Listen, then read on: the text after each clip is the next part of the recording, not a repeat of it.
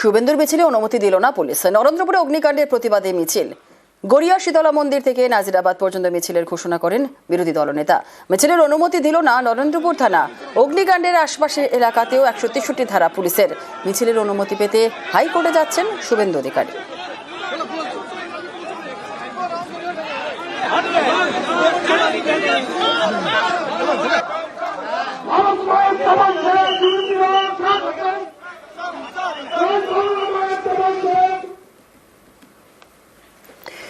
নরেন্দ্রপুরে গোডাউনে ঝলসে মৃত 21। আজ নরেন্দ্রপুরে শুভেন্দুর নেতৃত্বে প্রতিবাদ মিছিলের ডাক এবং প্রশাসনিক ভবনে অবস্থানের হুঁশিয়ারি শুভেন্দু অধিকারীর।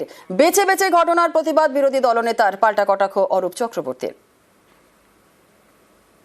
আগামীকাল বিরোধী দলনেতার নেতৃত্বে 20 সদস্যের বিজেপি এমএলএ লেজিসলেচার পার্টি ওই এলাকায় কালকে যাবে। পরিদর্শনের পরে আমরা একটি প্রতিবাদ মিছিল করে নরেন্দ্রপুর থানার উদ্দেশ্যে যাব। দরকার হলে সচিবালয়ের সামনে গিয়েও যদি নিখোঁজ পরিবারকে নিয়ে বৃহত্তর ধর্ণা অবস্থান করতে হয়, ভারতীয় জনতা পার্টি সে কাজ করবে।